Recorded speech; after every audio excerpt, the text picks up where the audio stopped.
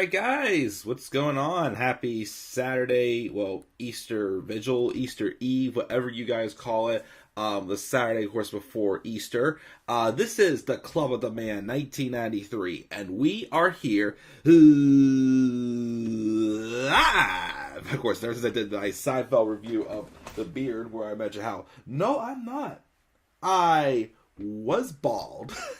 For those of you Seinfeld fans, of course, which I wasn't bald. George was really wanted to pay, but I could not have to do it at the but yeah, sorry. This is actually take 2 of this Dynamite review. When I went live, the first take, I actually had my Seinfeld graphics loaded, so I already had completely screwed that up, so I had to redo it, reset it of the event and everything, and we're here live now. Definitely, of course, just be patient with me, getting these Dynamite reviews out. Like, right now I just have a lot of TV to watch during the week. Because, again, it's during the time where I have Dynamite, Survivor, Young Sheldon, Connors, SVU, Organized Crime. I literally watch all those, like, Wednesday and Thursday nights. Those are my Wednesday and Thursday night shows right now, guys. And plus, too, life is just busy on top of it. So, as always, just, be patient. These Dynamite reviews are definitely going nowhere. Still have no interest in Raw or SmackDown. I'm sorry, guys. But some odds and ends thrown in there as well. Also, of course, next week's lineup for Dynamite is pretty huge. We've got Tony Khan doing a major announcement.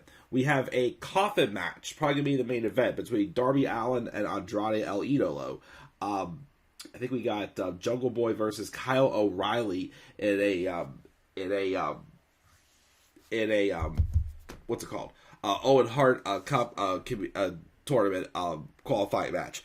We also have Britt Baker versus Kara with someone else in a qualifying tournament.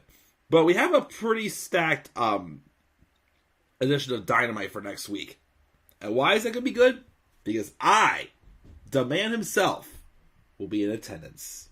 As I will be going to Dynamite on Wednesday night. I completely forgot about those coming. I knew it, man. I got the tickets with my friends like 2 months ago, but completely forgot that I was about it. But yep, I'm going to Dynamite this week.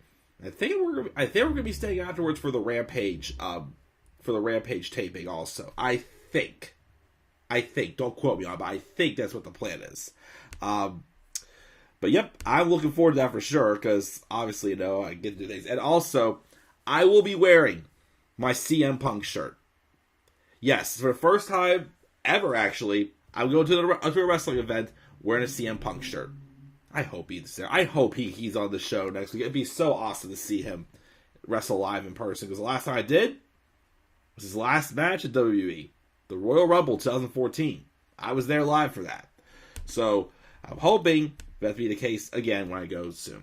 Also, I posted this on Twitter. I did not get to watch Rampage or SmackDown last night.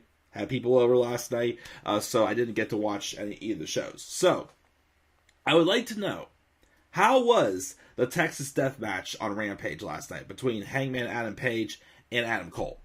If people were telling me it was pretty good, I may do a live reaction to that. I just may. We'll see, though. Let me guys know what you thought of the match. But let's get rolling, because I do have to leave to go see family in about an hour, so we gotta go, I gotta get rolling here. So again, this episode of Dynamite did take place this past Wednesday, April 13th, 2022, in New Orleans, Louisiana. Was this the first time they've been to New Orleans? I don't remember before, but man, was New Orleans an awesome crowd. Awesome crowd, and it was a great show until the end. The end got a lot of backlash. It really did, and I kind of felt the same way too. I was like, seriously? Like, there's no big deal behind this. In my opinion, at least. But if you like the ending, that's cool. As I always said, we are all entitled to our opinions here. I am not here to be this guy who tells you, you're an idiot for liking AEW but not WWE. Or vice versa, or you're an idiot for liking both. Again, enjoy wrestling how you want. If you hate AEW, that's fine. But don't make others feel bad for liking AEW. If you like WWE, hate WWE, don't make others feel bad for liking WWE. I'm just saying that because I'm just getting tired of this, Twitter wars people get into right now. And also, by the way, recently, if I didn't mention this, I did have someone comment on one of my videos. The comment was blocked and taken down. I was pretty much made fun of for how I do my channel. Because they say my background's horrible. They said apparently I'm boring. Other things. I was told basically, I was told not to wear my white shirt because, well, I'm not wearing it right now because I'm dressed to, go out. But I basically was told basically I was, heckled big time. And let me ask you something else. If you have nothing nice to say about me, here's the thing. If you do not agree with what I'm saying, my content, you want to just have a reasonable conversation, that's fine. But if you're going to, one, bash someone else's opinion, or two, bash how I do my channel, then why comment? Why are you watching? Why do you have anything better to do than just bash someone else for how to do things? Again, I do this channel just for the fun of it. It's just a hobby. I don't do it for money and whatnot. But I'm not here to, please every single person in the world. The people who I want to please are people who actually, take the time to watch my content and to actually, have like a reasonable conversation about whatever I'm talking about. I'm not here to, persuade people. I'm here just to, get my thoughts out there and have fun with it. But I don't ever feel bad. So yeah, if you have nothing nice to say about me personally, or if you're just gonna bash, my or my friends' opinions, then don't comment. And if you do, I'm gonna block you. So just want to get that out there. But let's get rolling here. I gotta talk about Dynamite. We got Tyler in the lodge. What's up, Tyler? He says he gave the show a B, and he thought the ending was bad. I'm pretty sure most of us thought that ending was bad. But yes, I do agree for sure. Thank you for joining me as always, Tyler. You, of course, are always a good subscriber to me, my friend. Anyways, let's roll in and talk about Dynamite.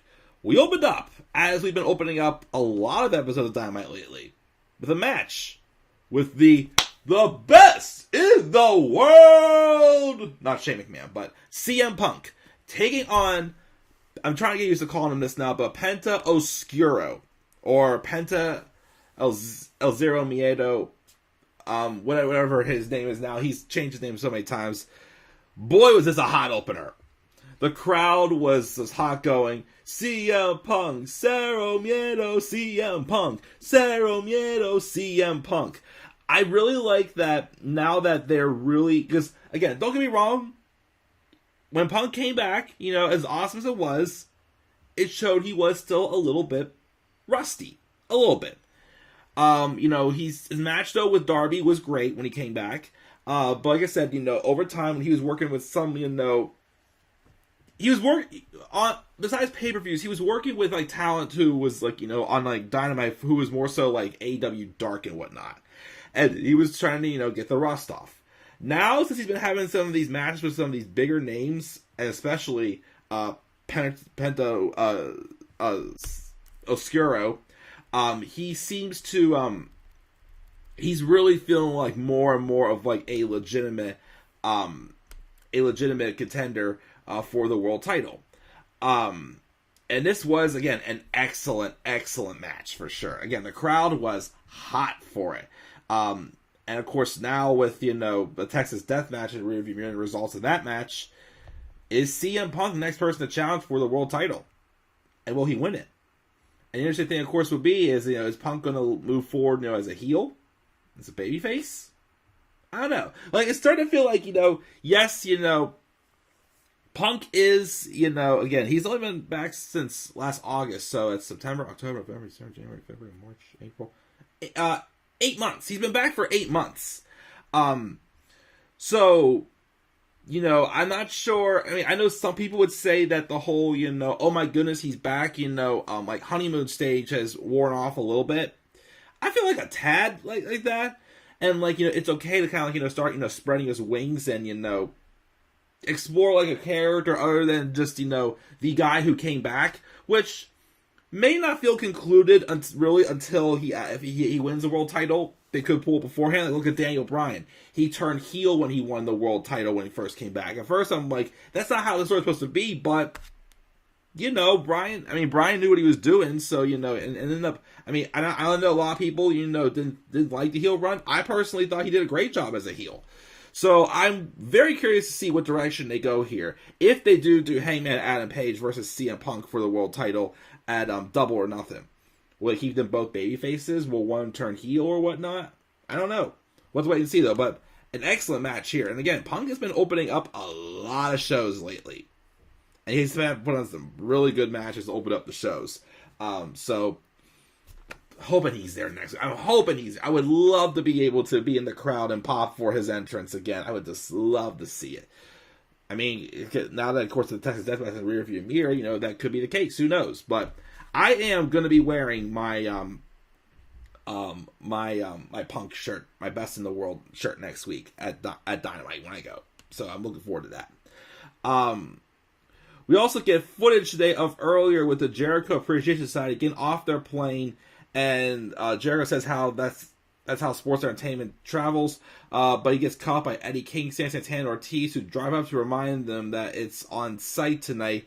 They drove off, and then and they drive off, leaving 2.0 in shoeless and in agony as they have a 6-man tag match later on the show. We also had a really good AEW World Tag Title match with Jurassic Express's Jungle Boy Jack Perry and Luchasaurus taking on Red Dragon's Bobby Fish and Kyle O'Reilly. And it was a really good match. To my surprise, though, Jurassic Express actually did retain. I really thought, again, as much as I love Jurassic Express, I thought this was going to be where they dropped the titles. I thought that, with them having, Red Dragon, and Adam Cole, fighting for all the gold right now, I thought, okay, this could be maybe where, they win all the titles. But, yeah, they didn't. They didn't win the titles, which I was very surprised. Their time will come, though. But again, I definitely was very surprised. But afterwards, FTR... first, Kyle O'Reilly attacked Jurassic Express with a chair, and I think that's going to be setting up the Owen Hart Cup tournament, with Jungle Boy taking on Kyle O'Reilly next week. But FTR, who's been teasing that babyface turn, come out to the stage with their ROH and AAA tag titles and issue a challenge, while Red Dragon, of course, pick a fight. So, could we maybe be getting a Double or Nothing, maybe Jurassic Express versus FTR? I'd like that. And again, FTR has been on fire lately with some of these great matches they've been putting on. So them being both the AAA and ROH Tag Team Championships, with how hot they are, you may want to consider giving them a third title with the AEW tag title. So I'm all for that. I'm just surprised again that Red Dragon did win it. But maybe Red Dragon will be the ones to take the titles off of FTR or House of Black. It's still so tough. Again, this is what happens when you got so much depth and so much good teams that you can definitely see win the titles right now. It's just, it's so tough. So I say FTR right now. If they do the match, have FTR beat Jurassic Express, I think. But we'll see. We also have a recap of Wheeler, Yuta, and I keep getting the name right, but I finally got it correct. Blackpool Combat Club is what they're calling Regal, Bryan, and Moxley. But we also get a recap of what's recently been going on with Wheeler Yuta, who's really surprised a lot of people as well. And then Regal has an interview saying he's happy to be surrounded by 3 such tough men, and Bryan says they're fired up to fight with Wheeler Yuta against the Gun Club, which took place on Dynamite last night. And then Moxley calls Gun Club goofs and says they're going to break their faces open. Still confused as to whether it's supposed to be a heel or face tag team, but we'll see. But then, yeah, definitely having Wheeler Yuta in there, and again, with the momentum he's really picked up lately has really surprised me. But I'm intrigued for sure. We also have an interview between Jamie Hayter and Toni Storm, and they're going to be taking on each other one-on-one in the first round in the Women's Owen Hart Foundation tournament. Hayter, of course, talks of their similarities, which a lot of people would say is their thickness, would say, as a lot of people are saying on social media, before saying that she's going to not just win, but break Tony's face. And then Storm leaves silently, which apparently also, it was not on Talk is Jericho, But Tony Storm did recently talk about leaving WWE. I haven't got to read that article yet or see if I can find the interview that was, but definitely want to hear that because I'm definitely very interested to hear her side of the story of that. So we'll see there.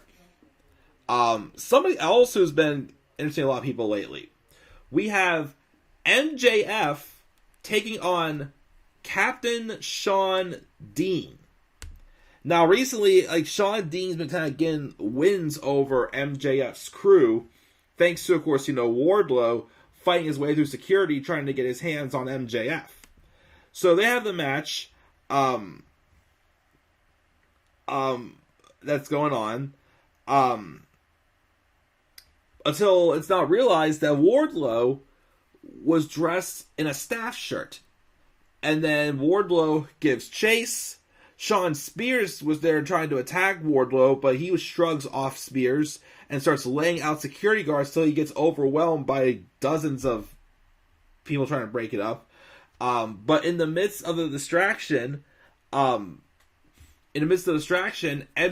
though, was about to get counted out.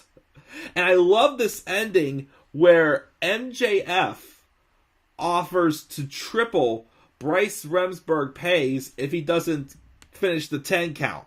He was at 9. And he just goes, 10, and MJF loses by count out. And Captain Sean Dean gets another victory here. And then afterwards, MJF was furious, got into the ring and shoves Bryce Remsburg, who shoves him right back. Sean Spears gets between him and saves MJF from doing something that he'll regret. And then Wardlow was still fighting through security backstage. He promises to keep doing this until MJF releases him from his contract. He hasn't yet. And of course, we're probably going to, get that. At this point, Wardlow of course is going to want to fight MJF. Remember, he said that originally that he didn't want this to be about this. He just wanted to, release him from his contract and just move on.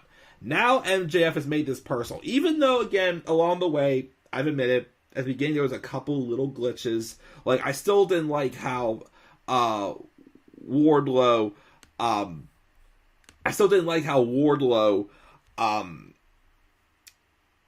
lost in the TNT title match to Scorpio Sky the way he did. It didn't look very convincing, and it didn't look, like I said, all MJF did was to shove Wardlow into a post, and they were able to roll him back in and pin him. That was it. That was not too convincing to me. But I'm still intrigued in this feud. I like the storytelling. Again, the crowd is definitely still really behind Wardlow. So we'll see. But yeah, Captain Sean Dean is getting victories over MJF and his crew because of, fluky things that, MJF keeps, getting, distracted by. So I like that concept. Darby Allin gets another black and white video package where he does mention the idea of the coffin match against Andrade El Idolo, which will most likely be the main event of next week's show. We also have Malachi Black have a vignette, talks about ripping open his throat to find a dark abyss of razor blades. Maybe one day he says you'll appreciate that. Until then, you'll appreciate a fan base that loves you and applauds you because the house wanted it so. And he'll drag down the brightest part of your soul and kill it. And he wants you to be afraid of the shadows. Nice little dark promo there for sure from Malachi Black. We gotta get a title on him soon. I'm sorry, we've got to get a title on him. He's been around since July? He debuted at Road Rager, I think it was the first show back on the road outside of Jacksonville. I think we gotta get a title on him. We'll see, but sometime soon we gotta get a title on him. We had the Jericho Appreciation Eddie Kingston, Santana, and Ortiz match, which was solid. Like I said, something's still missing from this Jericho Appreciation Society. Like I said, I like Jericho as the heel. Again, I just still can't quite get behind 2.0 and Danny Garcia though. I still get that Ever Rise vibe from NXT from them. I don't know. It's still not there for me yet. But Jericho Appreciation Society wins, and afterwards they beat down Eddie and his pals and stand tall. MJF was in an interview backstage, and he is pissed. He says how he doesn't need your sympathy because he has money and Smart Mark Sterling reads the contract and says he can book Wardlow in any match he wants. And he hands Jose an envelope full of money, and the Butcher rolls up to be intimidating. So next week we are getting a match with Wardlow and the Butcher, as it looks like Wardlow's going to have to go through MJF's stipulations to get what he wants. Just like people like Cody Rhodes and Chris Jericho have had to go through the stipulations, and CM Punk had to go through the stipulations to get what they want, and that's to get their hands on Maxwell Jacob Friedman. Marina Shafir, who has been being hyped up as the next person to challenge Jade Cargill for the TBS Women's title, she had a match with Sky Blue. I mean, I'll give her credit. She looked better, a little better than she did whenever she was in NXT. I still cannot. I feel like it feels like the hype for her is still a little too big. Like, she's not, again, I know she's a former UFC fighter. She's good friends with Ronda Rousey. We all know that. I just still don't see her as a big deal yet, in my opinion. Like, yes, she's improved.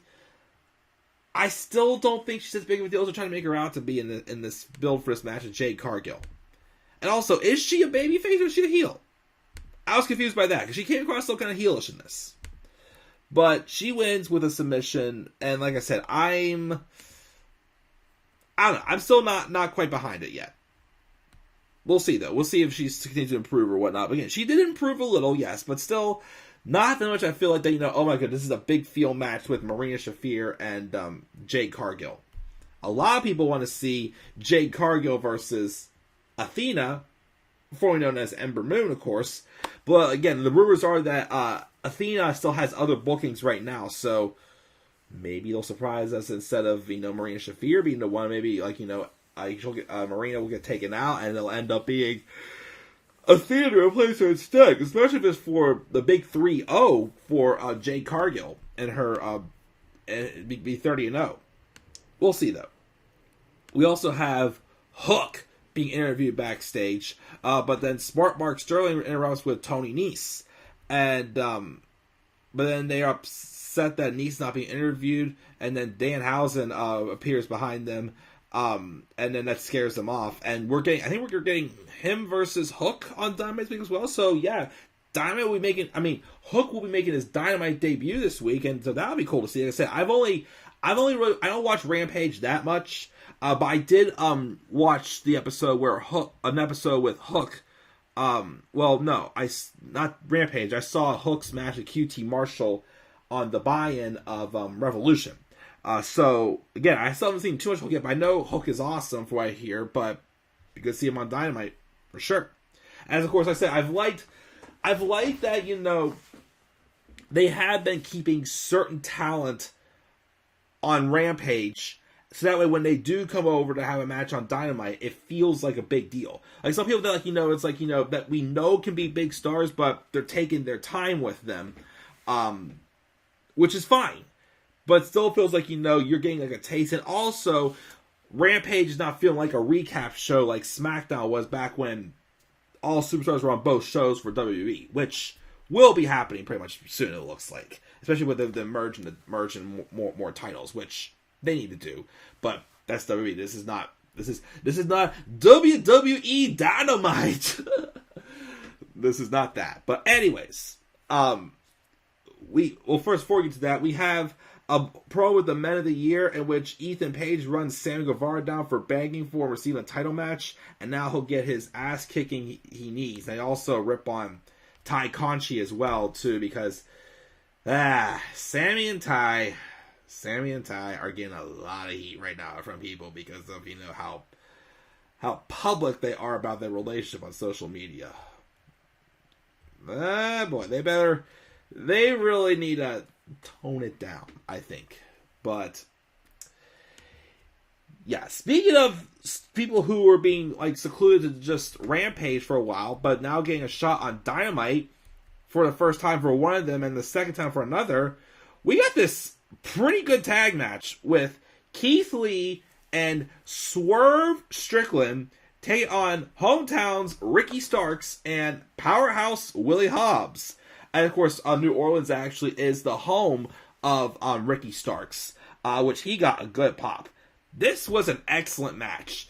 Keith Lee, of course, I remember did a freaking leapfrog, to avoid Will Hobbs and a couple other good spots. Again, I like how, a problem I had with Keith Lee in NXT was I feel like, he was there, he came in late 2017, I think it was, I can't remember when he came. But they took their time with him for a while, it felt like. I feel like they did take his, or 20, I feel like they took a little too long and they hid too much from us. Cause that's why, when I liked him, but again, I didn't become a big Keith Lee fan until his first match with Dijakovic. Which is on that NXT back in late February of 2019, I remember it was. I feel like in AEW, they are taking their time with him, but they're still not hiding too much from us. Again, I loved his debut match against Isaiah Cassidy. I have not seen his match with Will Hobbs he had on Rampage recently, which I think I might check that one out as well. But I do like how they're taking their time with him, but yet they're still, allowing us to see, somewhat of what he can do. Eventually, though, we're going to see lots more of him, of his amazing agility. And he will be a world champion someday. He will be. Mark my words on that. But I do like how that. And, of course, to the surprise, which, was kind of a cool thing to do, especially since being in the hometown. But Team Taz won with Keith Lee, with Taz running interference, and Will Hobbs hitting a spine buster on Keith Lee, and Will Hobbs wins the match by pinning Keith Lee, which is okay. It's a tag match. It still protects Keith. He won by distraction, but it was awesome. Again, this was a very, very underrated tag match. I thought it was good. We also had an interview with Thunder Rosa, hype up her match for tonight on Battle of the Belts, which I won't get to watch, because I'll be with family. But she has a match with Nyla Rose, and they're going to be, then Nyla and Vicky roll up. They were going to give her a cake for congratulating her for having her the shortest title reign. Instead, though, I guess Thunder Rosa smashes Nyla's face in the cake, and then they brawl and Nyla raise her out, which this match is going to be fine. I mean, it's supposed to happen on tonight, but like I said, my thing is why does Nyla Rose keep getting the first title defense? And it's just starting to feel again, although she's a bigger woman, definitely a bigger threat to take away someone's title, why does it feel like that she's always been the first title defense for a new champion? Like I said, you can't keep doing that because it's not going to make her feel valuable. No offense, it will make her feel like what Nia Jax was. Yes, a big woman, but she basically tells the simple David versus Goliath storyline all the time, but then David always being Goliath. I do like Nyla Rose. I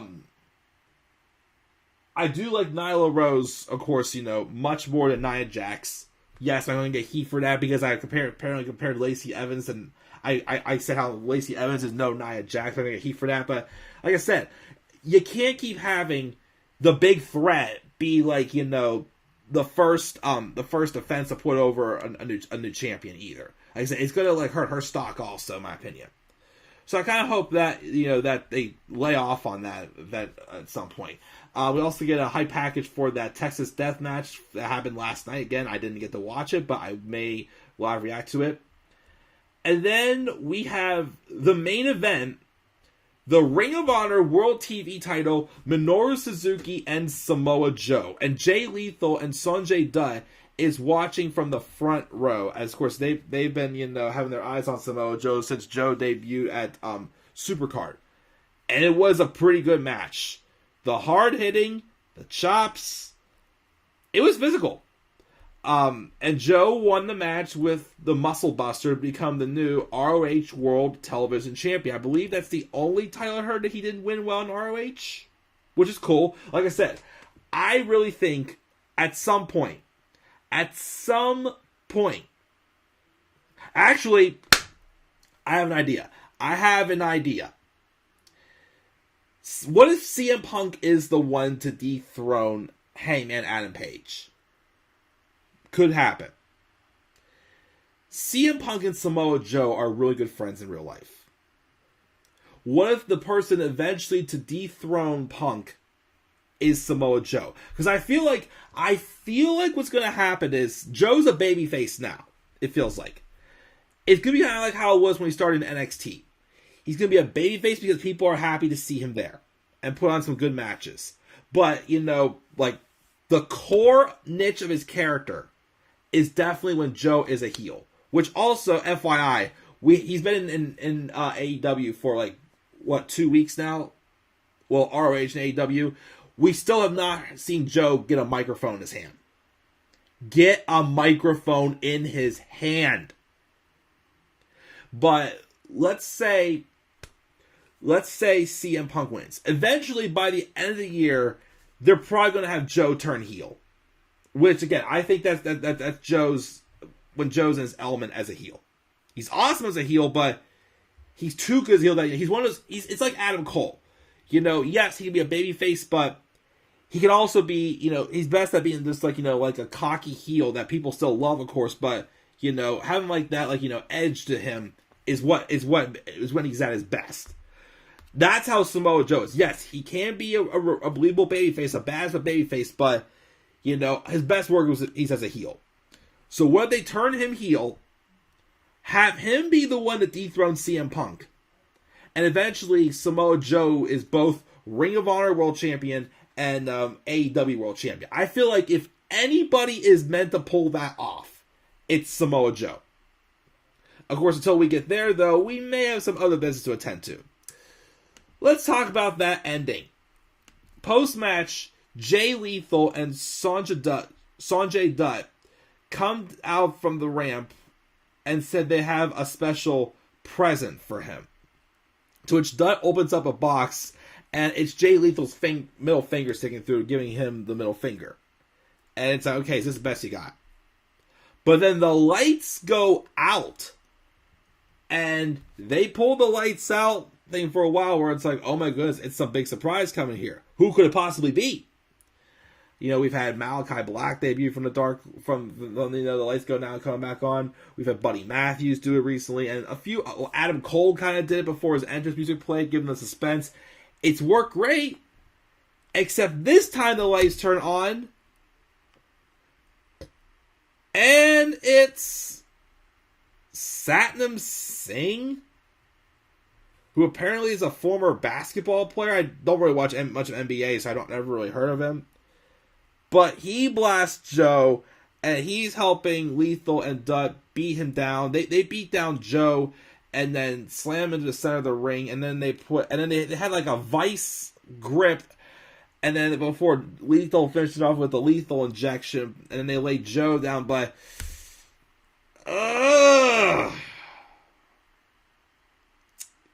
yeah, this gave a lot of people mentioning the Great Khali 2.0 has debuted. I really think that this, I mean, if they wanted to bring in Santa Singh, you know, I'm not saying they couldn't bring in Santa Singh. I mean, Satnam Singh, I'm sorry. Was he really that big of a deal to really debut the way, though, they did?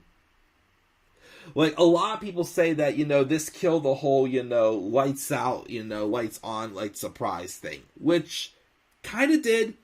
Tony Khan even came out and even admitted it was a mistake. And again, credit Tony Khan. You know, he doesn't try to, you know, blow smoke up our asses with the mistakes.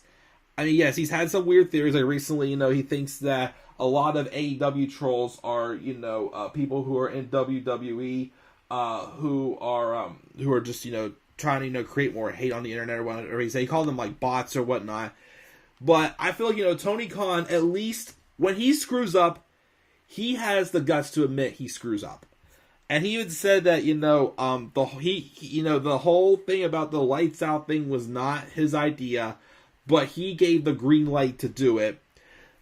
I don't know, like I said, if he's just there just to be muscle for Jay Lethal, fine, but I don't know. Why, again, I'm not saying like every, tall person from India is going to be compared to Great Khali, but he seemed pretty green to me.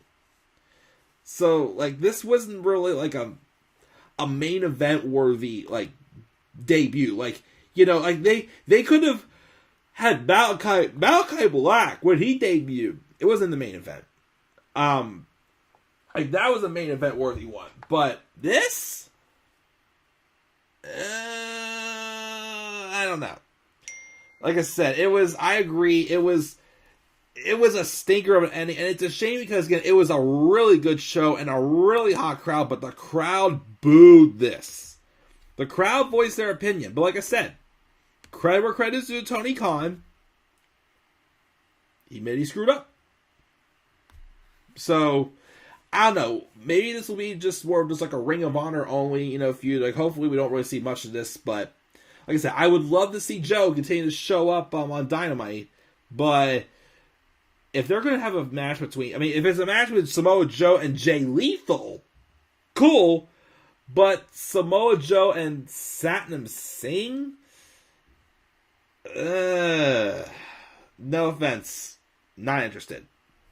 So, but that was Dynamite, guys. I gave the show a B+. Probably would have gotten to an A- or an A if it wasn't for that ending. That ending did hurt it, but I gave it a B+.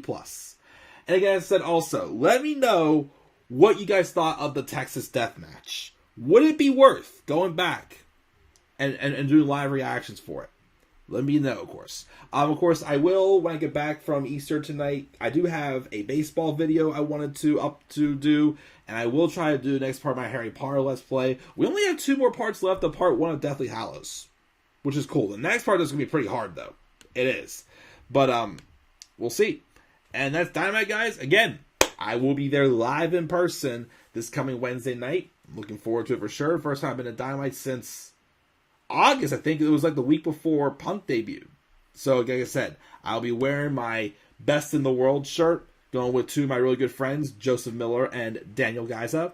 No, I went up against Stone Cold Stunned again by Joseph Miller. Hopefully, he won't hit the GTS on me. Who knows? But we'll see.